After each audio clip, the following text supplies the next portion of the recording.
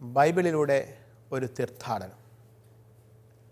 വിശുദ്ധ ഗ്രന്ഥത്തിലെ പുസ്തകങ്ങളെ ആഴത്തിൽ അറിയാനും പഠിക്കാനും നാം ഏവരെയും സഹായിക്കുന്ന ഈ തിരുവചന പഠന പരമ്പരയിലേക്ക് ഗുഡ്നെസ് ടിവിയുടെ മാന്യ പ്രേക്ഷകരായ നിങ്ങൾക്കേവർക്കും ഹൃദയപൂർവ്വം സ്വാഗതം.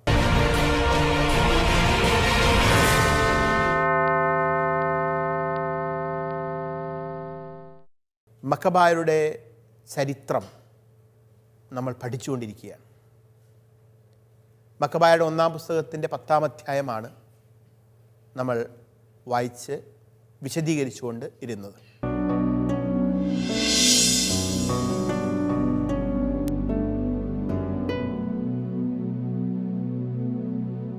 കഴിഞ്ഞ ക്ലാസ്സിൻ്റെ അവസാന ഭാഗത്ത് ഒരു കാര്യം നമ്മൾ വായിച്ച് മനസ്സിലാക്കി. 2 രാജാക്കന്മാർ തമ്മിലുള്ള അധികാര വടംവലി. സെലൂക്കിയ സിംഹാസനത്തിനു വേണ്ടി ദെമിത്രിയൂസ് രാജാവും അലക്സാണ്ടർ രാജാവും തമ്മിൽ നടത്തുന്ന അധികാര വടംവലി. ഈ 2 പേർക്കും ജോനാഥാൻ്റെയും മക്കബായരുടെയും യഹൂദരുടെയും സഖ്യം ആവശ്യമാണ്. അതിനുവേണ്ടി ദെമിത്രിയൂസ് രാജാവും അലക്സാണ്ടർ രാജാവും മത്സരിച്ച് ധാരാളം ആനുകൂല്യങ്ങളും ഇളവുകളും ഒക്കെ പ്രഖ്യാപിക്കുന്നു. ഏറ്റവും ഒടുവിൽ ആനുകൂല്യങ്ങളുടെ ഒരു പെരുമഴ തന്നെ പ്രഖ്യാപിച്ചത് ദെമിത്രിയൂസ് രാജാവാണ്. പക്ഷേ ദെമിത്രിയൂസ് രാജാവിൻ്റെ ഇത്രയധികം അവിശ്വസനീയമായ വിധത്തിലുള്ള ആനുകൂല്യങ്ങളുടെ വാഗ്ദാനം കിട്ടിയപ്പോഴും മക്കബായർ ദെമിത്രിയൂസ് രാജാവുമായി സഖ്യം ചെയ്യാൻ തയ്യാറായില്ല. അതിനൊരു കാരണമുണ്ട്. ദെമിത്രിയൂസ് രാജാവ് അവരെ അങ്ങേയറ്റം ദ്രോഹിച്ച ഒരു രാജാവാണ്. മാത്രവുമല്ല, അവരുടെ ഓർമ്മകളിൽ നിന്ന് ഒരിക്കലും അവർക്ക് നീക്കം ചെയ്യാൻ സാധിക്കാത്ത അവരുടെ ഏറ്റവും പ്രിയപ്പെട്ട നേതാവ് യൂദാസ് മക്കബേയൂസിൻ്റെ മരണത്തിന് ഉത്തരവാദി ദെമിത്രിയൂസ് രാജാവാണ്. അതുകൊണ്ട് ഇന്നലകളെ മറക്കാൻ, ഇന്നലകളിലെ ചതികളെ മറക്കാൻ മക്കബായർ തയ്യാറായില്ല. അതുകൊണ്ട് അവർ അവരുടെ രാഷ്ട്രീയപരമായ സഖ്യവും വിധേയത്വവും പുതുതായി വന്ന അലക്സാണ്ടർ രാജാവിനോട് പ്രഖ്യാപിക്കുകയാണ്. സ്വാഭാവികമായിട്ട് നമുക്കറിയാം, ഈ 2 രാജാക്കന്മാർ തമ്മിലുള്ള അധികാര വടംവലി ഒരു യുദ്ധത്തിലേക്ക് പോകുന്നു. യുദ്ധം ആരംഭിച്ചു. ഒരു ഭാഗത്ത് അലക്സാണ്ടർ എപ്പിഫാനസ് രാജാവ്, അയാളുടെ സൈന്യം, ആ കൂടെയാണ് മക്കബായർ. മറുഭാഗത്ത് ദെമിത്രിയൂസ് രാജാവ്, അയാളുടെ സൈന്യം. കടുത്ത യുദ്ധം നടക്കുന്നു. യുദ്ധത്തിൻ്റെ ഒടുവിൽ മക്കബായരുടെ കൂടെ സഹായത്തോടെ അലക്സാണ്ടർ എപ്പിഫാനസ് എന്ന രാജാവ് വിജയ ശ്രീലാളിതനായി മാറുകയാണ്. ദെമിത്രിയൂസ് രാജാവ് യുദ്ധത്തിൽ കൊല്ലപ്പെട്ടു. പരിപൂർണമായും സെലൂക്യായുടെ അധികാരം അലക്സാണ്ടർ എപ്പിഫാനസ് എന്ന രാജാവ് ഇപ്പോൾ പിടിച്ച് അടക്കിയിരിക്കുന്നു. ഈ സമയം അലക്സാണ്ടർ രാജാവിന് തൻ്റെ അധികാരത്തെ കുറച്ചുകൂടി ഒന്ന് ഉറപ്പിക്കണം എന്ന് തോന്നുന്നു. അതിനായുള്ള ചില ശ്രമങ്ങൾ അദ്ദേഹം നടത്തുന്നതാണ് കഴിഞ്ഞ ക്ലാസ്സിലെ അവസാന ഭാഗത്ത് നമ്മൾ വായിച്ചത്. അലക്സാണ്ടർ രാജാവ് തൻ്റെ ഭരണം, തൻ്റെ അധീശത്വം ഉറപ്പിക്കുന്നതിൻ്റെ ഭാഗമായി ഈജിപ്തിലെ ടോളമിയുടെ സഹായം കൂടി തേടുകയാണ്. കാരണം അലക്സാണ്ടറുടെ അധികാരത്തിലേക്കുള്ള പ്രയാണത്തിൽ ടോളമിയുടെ സഹായം ലഭിച്ചിട്ടുണ്ടായിരുന്നു. അതുകൊണ്ട് തന്നെ ദെമിത്രിയൂസിനെ പരാജയപ്പെടുത്തി സെലൂക്യ സിംഹാസനത്തിൻ്റെ അധിപതിയായി ഉടൻ തന്നെ അലക്സാണ്ടർ രാജാവ് ദൂതന്മാർ മുഖേന ടോളമിക്ക് ഒരു സന്ദേശം അയക്കുകയാണ്. സന്ദേശം ഇതാണ്: ഞാനിതാ വലിയൊരു വിജയം നേടിയിരിക്കുന്നു,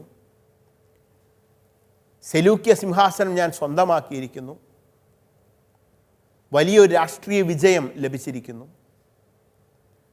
അതുകൊണ്ട് ഇനി നമുക്ക് വലിയ സൗഹൃദത്തിൽ പോകാം. നമ്മുടെ ഈ രാഷ്ട്രീയ സൗഹൃദം ഊട്ടിയുറപ്പിക്കുന്നതിനായി ഒരു ബന്ധുത്വം സ്ഥാപിക്കാം. ടോളമിയുടെ മകൾ ക്ലെയോപാട്രയെ എനിക്ക് വിവാഹം ചെയ്ത് തരിക. അങ്ങനെ ടോളമിയും അലക്സാണ്ടർ രാജാവും തമ്മിലുള്ള ബന്ധം, ശശ്വരനും ജാമാതാവും തമ്മിലുള്ള ബന്ധം, അഥവാ അമ്മായിയപ്പനും മരുമകനും തമ്മിലുള്ള ബന്ധം പോലെ സുദൃഢമായ ഒരു ബന്ധമായി മാറും. ഒരു ബന്ധുത്വം സ്ഥാപിക്കപ്പെടും. അത് രണ്ട് രാജ്യങ്ങളുടെയും സുസ്ഥിതിക്കും വളർച്ചയ്ക്കും ഒക്കെ ഉപകാരപ്പെടും.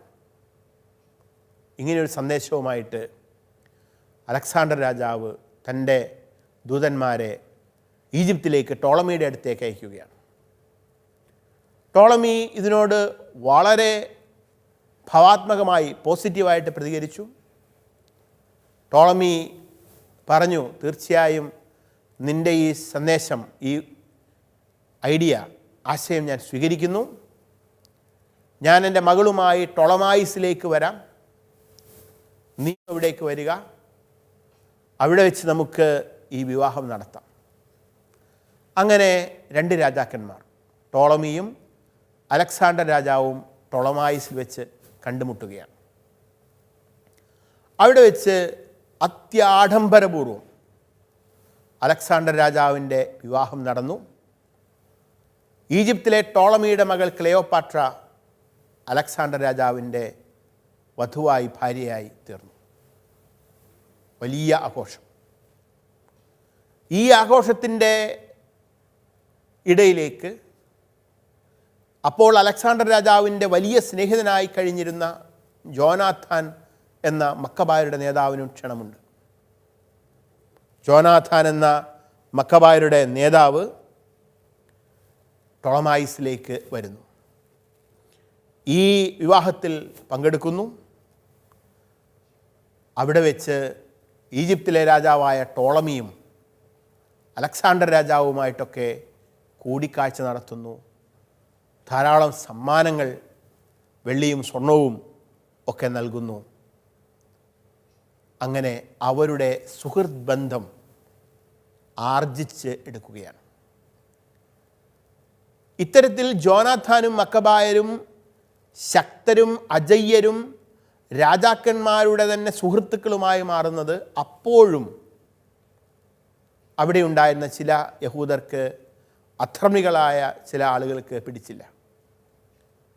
അവർ ജോനാഥാനെതിരെ ഒരുപാട് ആരോപണങ്ങളുമൊക്കെ ആയിട്ട് അലക്സാണ്ടർ രാജാവിൻ്റെ മുമ്പിൽ ചെല്ലുന്നുണ്ട്. പക്ഷേ അലക്സാണ്ടർ രാജാവ് അവരുടെ എല്ലാം ആരോപണങ്ങളെ നിരാകരിച്ചതിന് ശേഷം ജോനാഥാനെ തൻ്റെ ഏറ്റവും വലിയ സുഹൃത്തായി പരിഗണിക്കുകയാണ്. ജോനാഥാൻ്റെ വസ്ത്രം മാറ്റി പകരം അവനെ ധൂമ്ര വസ്ത്രങ്ങൾ ധരിക്കാൻ രാജാവ് ആജ്ഞാപിച്ചു. അവർ അപ്രകാരം ചെയ്തു. രാജാവ് അവനെ തനിക്കരികെ ഇരുത്തി തൻ്റെ സേവകരോട് പറഞ്ഞു, നിങ്ങൾ ജോനാഥാനുമൊത്ത് നഗരമധ്യത്തിലേക്ക് പോകുവിൻ. ആരും ഒരു കാരണവശാലും അവനിൽ കുറ്റമാരോപിക്കുകയോ അവന് ശല്യം ചെയ്യുകയോ പാടില്ലെന്ന് പ്രഖ്യാപിക്കുവിൻ. അങ്ങനെ രാജവിളംബരമനുസരിച്ച് ജോനാഥാൻ ബഹുമാനിതനാവുകയാണ്. രാജവസ്ത്രം അണിയുകയാണ്. ഇതെല്ലാം കണ്ടപ്പോൾ ജോനാഥാനെതിരെ കുറ്റവുമായി വന്ന ആളുകൾ, കുറ്റാരോപണം നടത്തിയ ആളുകൾ അവിടെ നിന്ന് ജീവനും കൊണ്ട് രക്ഷപ്പെടുകയാണ്, പലായനം ചെയ്യുകയാണ്. ഇത്രയുമാണ് നമ്മൾ വായിച്ച ഭാഗത്ത് കണ്ട കാര്യം. അടുത്തതായി മക്കബായരുടെ പുസ്തകത്തിൻ്റെ 10-ാം അധ്യായം 67 മുതൽ 89 വരെയുള്ള ഭാഗത്ത് ഡെമിത്രിയൂസ് രണ്ടാമൻ രാജാവിൻ്റെ രംഗപ്രവേശവും അയാളുമായിട്ടുള്ള ഒരു ഏറ്റുമുട്ടലുമാണ് നമ്മൾ കാണുന്നത്. നമുക്ക് ആ ഭാഗം ഒന്ന് വായിച്ചതിന് ശേഷം അത് വിശദീകരിക്കാം. സാധിക്കുമെങ്കിൽ നമുക്ക് ഒരുമിച്ച് നിങ്ങൾ കൂടി ബൈബിൾ കൈകളിലെടുത്ത് നമുക്കിത് വായിക്കാം. മക്കബായരുടെ 1-ാം പുസ്തകം 10-ാം അധ്യായം 67 മുതൽ 89 വരെയുള്ള ദീർഘമായ വചനഭാഗമാണ്. അതുകൊണ്ട് നമുക്ക് ഒരുമിച്ച് വായിച്ചു പോകുന്നതായിരിക്കും മനസ്സിലാക്കാൻ കൂടുതൽ ഉത്തമമായിട്ട് ഉള്ളത്. 165-ാം ആണ്ടിൽ ദെമിത്രിയൂസിൻ്റെ മകൻ ഡെമിത്രിയൂസ് ക്രേത്തിൽ നിന്ന് തൻ്റെ പിതാക്കന്മാരുടെ നാട്ടിലേക്ക് വന്നു. ഇതറിഞ്ഞ് അലക്സാണ്ടർ രാജാവ് അതിയായി ദുഃഖിച്ച് അന്ത്യോക്യയിലേക്ക് മടങ്ങി. ഡെമിത്രിയൂസ് ദക്ഷിണ സിറിയയിലെ ഭരണാധിപനായിരുന്ന അപ്പോളോണിയൂസിനെ തൻ്റെ സൈന്യാധിപനായി നിയമിച്ചു. അവൻ ഒരു സൈന്യവുമായി ജാമ്നിയായ്ക്കെതിരെ പാളയമടിച്ചു. അനന്തരം പ്രധാന പുരോഹിതനായ ജോനാഥാന് ഈ സന്ദേശം അയച്ചു: നീ ഒരാൾ മാത്രമാണ് എനിക്കെതിരെ നിലകൊള്ളുന്നത്. തന്മൂലം ഞാൻ നിന്ദ്യനും അപഹാസ്യനുമായി തീർന്നിരിക്കുന്നു. മലമ്പ്രദേശങ്ങളിൽ ഞങ്ങൾക്കെതിരായി എന്തുകൊണ്ട് നീ അധികാരം പ്രയോഗിക്കുന്നു? നിന്റെ സേനാബലത്തിൽ പൂർണ്ണ വിശ്വാസമുണ്ടെങ്കിൽ സമതലത്തിലേക്ക് വരിക. അവിടെ വെച്ച് നമുക്ക് ബലപരീക്ഷണം നടത്താം. നഗരങ്ങളുടെ പിൻബലം എനിക്കുണ്ട്. ഞാൻ ആരാണെന്നും എന്നെ സഹായിക്കുന്നവർ ആരൊക്കെയാണെന്നും അന്വേഷിക്കുക. നിന്റെ പിതാക്കന്മാരെ 2 പ്രാവശ്യം പലായനം ചെയ്യിപ്പിച്ച ഞങ്ങളെ ചെറുത്തു നിൽക്കാൻ നിനക്ക് സാധിക്കുകയില്ലെന്ന് നീ അറിയും. കല്ലോ പാറയോ മറ്റ് രക്ഷാമാർഗങ്ങളോ ഇല്ലാത്ത ഒരു സമതല പ്രദേശത്ത് എൻ്റെ അശ്വസൈന്യത്തെയും വലിയ കാലാൾപ്പടയെയും ചെറുത്തു നിൽക്കാൻ നിനക്കാവില്ല. അപ്പോളോണിയൂസിൻ്റെ ഈ വാക്കുകൾ കേട്ട് ജോനാഥാൻ ഉത്തേജിതനായി. അവൻ 10,000 ആളുകളെ തിരഞ്ഞെടുത്ത് ജെറുസലേമിൽ നിന്ന് പുറപ്പെട്ടു. അവൻ്റെ സഹോദരൻ ശിമയോനും സഹായത്തിന് എത്തിച്ചേർന്നു. ജോപ്പായുടെ മുൻവശത്ത് അവൻ പാളയമടിച്ചു. അപ്പോളോണിയൂസിൻ്റെ ഒരു സേനാവിഭാഗം പട്ടണത്തിലുണ്ടായിരുന്നതിനാൽ നഗരവാസികൾ കവാടങ്ങൾ അടച്ചു കളഞ്ഞു. ജോനാഥാൻ അവർക്കെതിരെ പൊരുതി. സംഭീതരായ നഗരവാസികൾ കവാടങ്ങൾ തുറന്നുകൊടുത്തു. ജോനാഥാൻ അങ്ങനെ ജോപ്പ കൈവശപ്പെടുത്തി. അപ്പോളോണിയൂസ് ഇതറിഞ്ഞപ്പോൾ തിരഞ്ഞെടുക്കപ്പെട്ട 3000 കുതിരപ്പടയാളികളെയും വലിയൊരു കാലാൾപ്പടയെയും ശേഖരിച്ച് അസോത്തൂസ് കടന്ന് പോകാൻ എന്നവണ്ണം അങ്ങോട്ട് ചെന്നു. അതേസമയം അസംഖ്യമായ തൻ്റെ അശ്വസൈന്യത്തിൽ വിശ്വാസമർപ്പിച്ച് അവൻ സമതലത്തിലേക്ക് മുന്നേറി. അവനെ പിന്തുടർന്ന് ജോനാഥാൻ അസോത്തൂസിലെത്തി. അവിടെ വെച്ച് സൈന്യങ്ങൾ ഏറ്റുമുട്ടി. എന്നാൽ അപ്പോളോണിയൂസ് 1000 കുതിരപ്പടയാളികളെ അവർക്ക് പിന്നിൽ ഒളിപ്പിച്ചിരുന്നു. തനിക്ക് പിന്നിൽ ഒരു കെണിയുണ്ടെന്ന് ജോനാഥാൻ മനസ്സിലാക്കി. പതിയിരുന്നവർ അവൻ്റെ സൈന്യത്തെ വളഞ്ഞു. പ്രഭാതം മുതൽ പ്രദോഷം വരെ ശരവർഷം നടത്തി. എങ്കിലും ജോനാഥാൻ്റെ ആജ്ഞയനുസരിച്ച് അവർ അചഞ്ചലരായി നിലകൊണ്ടു. ഒടുവിൽ ശത്രുവിൻ്റെ കുതിരകൾ തളർന്നു. തത്സമയം ശിമയോൻ സൈന്യവുമായി മുന്നോട്ട് വന്ന് കാലാൾപ്പടയെ ആക്രമിച്ചു. അശ്വസൈന്യം തളർന്നിരുന്നു. അവൻ അവരെ നിശേഷം തോൽപ്പിച്ചോടിച്ചു. സമതലത്തിൽ ചിതറിപ്പോയ അശ്വസൈന്യം അസോത്തോസിലേക്ക് ഓടി അവരുടെ വിഗ്രഹാലയമായ ബേത്ത് ദാഗോണിൽ അഭയം തേടി. ജോനാഥാൻ അസോത്തോസും ചുറ്റുമുള്ള നഗരങ്ങളും അഗ്നിക്കിരയാക്കി അവരെ കൊള്ളയടിച്ചു. ദാഗോണിൻ്റെ ക്ഷേത്രത്തെയും അതിൽ അഭയം തേടിയിരുന്നവരെയും ചുട്ടുകരിച്ചു. വാളിനിരയായവരും തീയിൽ വെന്തുമരിച്ചവരും കൂടി ഏകദേശം 8000 പേർ വരും. ജോനാഥാൻ അവിടെ നിന്ന് പുറപ്പെട്ട് അസ്കലോണിനെതിരെ പാളയമടിച്ചു. നഗരവാസികൾ പുറത്തു വന്ന് അവനെ രാജോചിതമായി സ്വീകരിച്ചു. കൈയടക്കിയ സമ്പാദ്യങ്ങളുമായി ജോനാഥാനും കൂട്ടരും ജെറുസലേമിലേക്ക് മടങ്ങി. ഇതറിഞ്ഞപ്പോൾ അലക്സാണ്ടർ രാജാവ് ജോനാഥാനെ പൂർവാധികം ബഹുമാനിച്ചു. രാജകുടുംബാംഗങ്ങൾക്ക് മാത്രം നൽകാറുള്ള സ്വർണ്ണക്കൊളുത്ത് രാജാവ് അവന് അയച്ചു കൊടുത്തു. കൂടാതെ എക്രോണും പരിസര പ്രദേശങ്ങളും അവന് വിട്ടുകൊടുത്തു. ഇവിടെ ദെമിത്രിയൂസ് ഒന്നാമൻ്റെ യുദ്ധത്തിലെ പരാജയത്തിന് ശേഷം അയാളുടെ പുത്രൻ ദെമിത്രിയൂസ് രണ്ടാമൻ ഭരണം ഏറ്റെടുക്കാനുള്ള ശ്രമങ്ങൾ നടത്തുകയാണ്. അതായത് രാഷ്ട്രീയത്തിൽ വീണ്ടും അധികാര കേന്ദ്രം മാറി മറിയുന്നതിൻ്റെ ആദ്യ ലക്ഷണങ്ങൾ കണ്ടു തുടങ്ങുന്നു. യുദ്ധത്തിൽ കൊല്ലപ്പെട്ട ദെമിത്രിയൂസ് രാജാവിൻ്റെ മകൻ ദെമിത്രിയൂസ്, അതായത് ദെമിത്രിയൂസ് രണ്ടാമൻ, ക്രേത്തിൽ നിന്ന് തൻ്റെ പിതാക്കന്മാരുടെ നാട്ടിലേക്ക് വന്ന് അധികാരം സ്ഥാപിക്കാനായിട്ട് ശ്രമിക്കുകയാണ്. അതിനായി ദെമിത്രിയൂസ് രണ്ടാമൻ ദക്ഷിണ സിറിയയിലെ ഭരണാധിപനായിരുന്ന അപ്പോളോണിയൂസിനെ തൻ്റെ സൈന്യാധിപനായി നിയമിക്കുന്നു. ഇങ്ങനെ അപ്പോളോണിയൂസിനെ സൈന്യാധിപനായി നിയമിച്ച് ഭരണമേൽക്കുന്ന സമയത്ത് ഈ ദെമിത്രിയൂസ് രണ്ടാമന് പ്രായം കേവലം 13 വയസ്സ് മാത്രമാണ്. അതുകൊണ്ട് തന്നെ ഈ ദെമിത്രിയൂസ് രാജാവിന് വേണ്ടി കരുനീക്കങ്ങൾ നടത്തുന്നതും സൈനിക നീക്കങ്ങൾ നടത്തുന്നതുമെല്ലാം അപ്പോളോണിയൂസ് എന്ന സൈന്യാധിപനായിരുന്നു. തീരുമാനങ്ങൾ എടുത്തിരുന്നത് പലതും ഈ അപ്പോളോണിയൂസ് എന്ന സൈന്യാധിപനായിരുന്നു.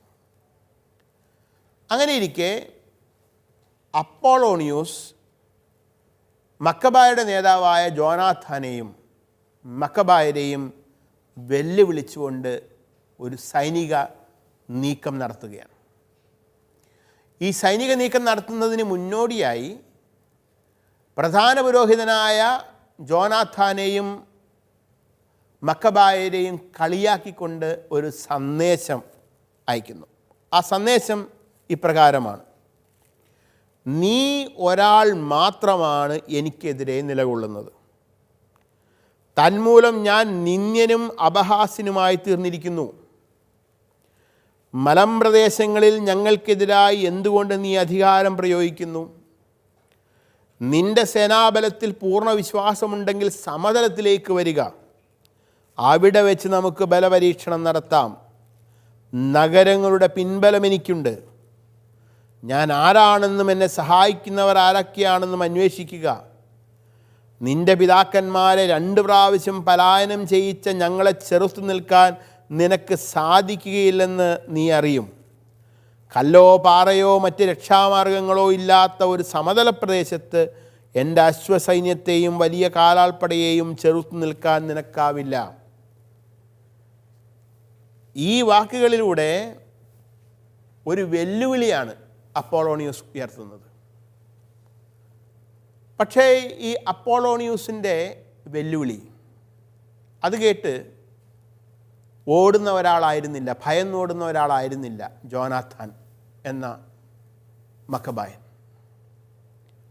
പകരം ഇടയബാലനായിരുന്ന ദാവീദ് ഫിലിസ്ത്യരുടെ വലിയ യോദ്ധാവായിരുന്ന ഗോലിയാത്തിനെ നേരിട്ടതുപോലെ അപ്പോളോണിയൂസിൻ്റെ അസംഖ്യം വരുന്ന അശ്വപ്പടയാളികളെ, കുതിരപ്പടയാളികളെയും കാലാൾ പടയാളികളെയും നേരിടാൻ തന്നെ ജോനാഥാൻ തീരുമാനിക്കുകയാണ്. അങ്ങനെ ജോനാഥാൻ തൻ്റെ ആൾക്കാരോടുകൂടെ യുദ്ധത്തിന് സജ്ജനാകുന്നു. ഇതിനുള്ളിൽ ഒരു അപകടം ഒളിഞ്ഞിരിപ്പുണ്ട്. നമുക്കറിയാം, ഈ മക്കബായർ ഏറ്റവും പ്രസിദ്ധരായിരിക്കുന്നത് അവരുടെ മലനിരകളിലുള്ള യുദ്ധങ്ങൾ നടത്തുന്നതിലുള്ള നൈപുണ്യത്തിലാണ്. അതായത് ഗറില്ല യുദ്ധമുറകളിലൂടെ മലനിരകളിൽ യുദ്ധം ചെയ്ത് ശത്രുക്കളെ തുരത്തി ഓടിക്കാൻ അതീവ നൈപുണ്യമുള്ള ആളുകളാണ് മക്കബായർ. അതേസമയം സമതലത്തിൽ വെച്ച് പടവെട്ടുന്നതിൽ അവർക്ക് ഉള്ള പരിചയം കുറവുമാണ്. അതുകൊണ്ടാണ് അപ്പോളോണിയൂസ് അവരോട് മലയിൽ നിന്നിറങ്ങി സമതലത്തിലേക്ക് വന്ന് അവിടെ വെച്ച് യുദ്ധം ചെയ്യാൻ വെല്ലുവിളിക്കുന്നത്. ഏതായാലും ജോനാഥാൻ ആ വെല്ലുവിളി ഏറ്റെടുത്തു. അങ്ങനെ അവൻ 10,000 ആളുകളെ തിരഞ്ഞെടുത്ത് ജെറുസലേമിൽ നിന്ന് പുറപ്പെട്ടു. അവൻ്റെ സഹോദരൻ ശിമെയോനും സഹായത്തിന് എത്തിച്ചേരുന്നു. ജോപ്പായുടെ മുൻവശത്ത് അവൻ പാളയമടിക്കുന്നു. ഏതായാലും ജോനാഥൻ്റെ കരുത്തിനും തന്ത്രങ്ങൾക്ക് മുൻപിൽ അപ്പോളോണിയൂസ് എന്ന ഈ സൈന്യാധിപനും ഡെമിത്രിയൂസ് രണ്ടാമൻ എന്ന രാജാവും അവരുടെ വലിയ സൈന്യവും പരാജിതരാകുന്നതാണ് നമ്മളിപ്പോൾ വായിച്ചു കേട്ടത്. ഇടയബാലനായിരുന്ന ദാവീദ് ഫിലിസ്ത്യർക്ക് മേലെ നേടിയ ആ വലിയ വിജയം പോലുള്ളൊരു വിജയമാണ് സത്യത്തിൽ ഈ യുദ്ധത്തിൽ ഇവർക്ക് ലഭിക്കുന്നത്. കാരണം ന്യായമായ യുക്തിയുടെ ഭാഷയിൽ ചിന്തിച്ചാൽ ഇത്തരത്തിലുള്ളൊരു യുദ്ധവിജയം അവർക്ക് ഒരിക്കലും സാധ്യമാവില്ലായിരുന്നു. കാരണം അത്രയും വലിയൊരു സൈന്യവുമായിട്ടാണ് ഇവർ ഏറ്റുമുട്ടുന്നത്. പക്ഷേ അവിടെയാണ് ഈ ജോനാഥാൻ്റെ യുദ്ധതന്ത്രം നമ്മൾ കാണുന്നത്. ഏതായാലും അതുവഴി വലിയ വിജയം ലഭിച്ചു. അങ്ങനെ വിജയം ലഭിച്ചതോടെ തീർച്ചയായും അലക്സാണ്ടർ രാജാവിന് ജോനാഥാനോടുള്ള ആ സ്നേഹം ഇരട്ടിക്കുകയാണ്. ഇതറിഞ്ഞപ്പോൾ അലക്സാണ്ടർ രാജാവ് ജോനാഥാനെ പൂർവാധികം ബഹുമാനിച്ചു. കാരണം അലക്സാണ്ടർ രാജാവിൻ്റെ കൂടെ വളർന്നു വരുന്ന ഒരു ശത്രുവിനെയാണ് ജോനാഥൻ പരാജയപ്പെടുത്തിയിരിക്കുന്നത്. രാജകുടുംബാംഗങ്ങൾക്ക് മാത്രം നൽകാറുള്ള സ്വർണ്ണക്കൊളുത്ത് രാജാവ് അവന് അയച്ചു കൊടുത്തു. കൂടാതെ എക്രോണും പരിസര പ്രദേശങ്ങളും അവന് വിട്ടുകൊടുത്തു. കൂടുതൽ വിജാതീയരുടെ സ്ഥലങ്ങൾ കൂടി വിട്ടുകൊടുത്തുകൊണ്ട് വലിയ ഒരു ഭൂവിഭാഗത്തിൻ്റെ ഭരണാധിപനായി അലക്സാണ്ടർ രാജാവ് ഈ സമയം ജോനാഥാനെ നിയമിക്കുകയാണ്. വലിയ പദവി നൽകിക്കൊണ്ട്, ആദരവ് നൽകിക്കൊണ്ട് നിയമിക്കുകയാണ്. അടുത്തതായി നമുക്ക് ഈ പുസ്തകത്തിൻ്റെ 11-ാം അധ്യായത്തിലേക്ക് പ്രവേശിക്കാം. അവിടെ വീണ്ടും മാറിമറിയുന്ന ചില രാഷ്ട്രീയ സാഹചര്യങ്ങളും സഖ്യങ്ങളുമാണ് നമ്മൾ കാണുന്നത്. ഈ 11-ാം അധ്യായവും വളരെ ദീർഘമായ ഒരു അധ്യായമാണ്. ഈ അധ്യായത്തിൽ അക്കാലത്തുണ്ടായ സങ്കീർണമായ നിരവധി രാഷ്ട്രീയ സാഹചര്യങ്ങൾ നമുക്ക് ഈ അധ്യായത്തിൻ്റെ ചരിത്ര പശ്ചാത്തലമായിട്ട് കാണാനും സാധിക്കും. ഈ അധ്യായത്തിൻ്റെ ചരിത്ര പശ്ചാത്തലത്തിൽ നമ്മൾ കണ്ടെത്തുന്ന പ്രധാനപ്പെട്ട ഒന്ന്, അക്കാലത്ത് സെലൂക്യ രാജവംശത്തിൽ നടന്ന ആഭ്യന്തര കലാപങ്ങൾ. അതുവരെ അലക്സാണ്ടർ എപ്പിഫാനസ് എന്ന രാജാവിനോട് ചേർന്ന് നിന്നിരുന്ന, സ്വന്തം മകളെ അയാൾക്ക് ഭാര്യയായി നൽകിയിരുന്ന അലക്സാണ്ടർ രാജാവിൻ്റെ ജാമാതാവ് അമ്മായിയപ്പൻ, ഈ അമ്മായിയപ്പനും മരുമകനും തമ്മിലുള്ള ബന്ധത്തിൽ ഉണ്ടാകുന്ന വലിയ വിള്ളൽ,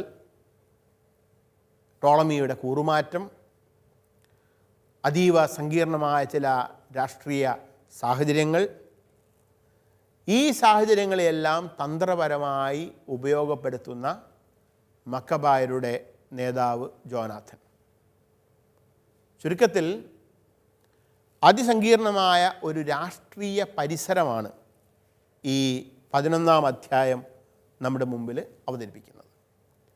11-ാം അധ്യായത്തിൻ്റെ ഉള്ളടക്കം ഹ്രസ്വമായിട്ട് ഒന്ന് പരിശോധിക്കാം. 11-ാം അധ്യായത്തിൻ്റെ 1 മുതൽ 19 വരെയുള്ള തിരുവചനങ്ങളിൽ അലക്സാണ്ടർ രാജാവും ഈജിപ്തിലെ ടോളമി രാജാവും തമ്മിൽ അകലുന്ന കാര്യം, അവരുടെ ബന്ധത്തിൽ വിള്ളലുണ്ടാകുന്നത് വിവരിക്കുന്നു. 11-ാം അധ്യായത്തിൻ്റെ 20 മുതൽ 27 വരെയുള്ള തിരുവചനങ്ങളിൽ ഡെമിത്രിയൂസ് രണ്ടാമൻ രാജാവും ജോനാഥനും തമ്മിലൊരു ബന്ധം ഉണ്ടാവുന്നത് വിവരിക്കുന്നു, സഖ്യമുണ്ടാവുന്നത് വിവരിക്കുന്നു. 11-ാം അധ്യായത്തിൻ്റെ 38 മുതൽ 40 വരെയുള്ള തിരുവചനങ്ങളിൽ ട്രീഫോ എന്ന സൈന്യാധിപൻ അന്ത്യോക്കസ് 6-ാമനെ രംഗത്തിറക്കുന്നത് നമ്മൾ കാണുന്നു. 11-ാം അധ്യായത്തിൻ്റെ 41 മുതൽ 53 വരെയുള്ള തിരുവചനങ്ങളിൽ ജോനാഥൻ ഡെമിത്രിയൂസിനെ സഹായിക്കുന്നത് നമ്മൾ കാണുന്നു. 11-ാം അധ്യായത്തിൻ്റെ 54 മുതൽ 56 വരെയുള്ള വാക്യങ്ങളിൽ അന്ത്യോക്യസ് ആറാമൻ ദെമിത്രിയൂസിനെ പരാജയപ്പെടുത്തുന്നത് നമ്മൾ കാണുന്നു. തുടർന്ന് 11-ാം അധ്യായത്തിൻ്റെ 57 മുതൽ 62 വരെയുള്ള തിരുവചനങ്ങളിൽ അന്ത്യോക്യസ് ആറാമനും ജോനാഥനും തമ്മിൽ നടത്തുന്ന സഖ്യത്തെക്കുറിച്ച് നമ്മൾ വായിക്കുന്നു. 11-ാം അധ്യായത്തിൻ്റെ 63 മുതൽ 74 വരെയുള്ള തിരുവചനങ്ങളിൽ ദെമിത്രിയൂസിനെ ജോനാഥൻ പരാജയപ്പെടുത്തുന്ന വിവരവും നമ്മൾ കാണുന്നു. അപ്പോൾ ഇത്രയുമാണ് ഈ അധ്യായത്തിൻ്റെ ഉള്ളടക്കം. ഈ ഉള്ളടക്കം ഒറ്റയടിക്ക് നമ്മൾ കാണുമ്പോൾ തന്നെ അക്കാലത്ത് രാഷ്ട്രീയ തലത്തിലുണ്ടായിരുന്ന ഒരുപാട് സങ്കീർണമായ ചേരികളെക്കുറിച്ച് നമുക്ക് കാണാൻ സാധിക്കും.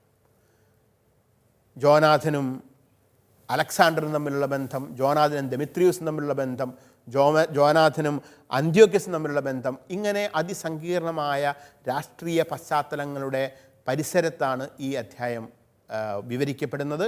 അത് നമുക്ക് അടുത്ത ക്ലാസ്സിൽ ഓരോ ഭാഗം നോക്കിക്കൊണ്ട് വിവരിക്കാം.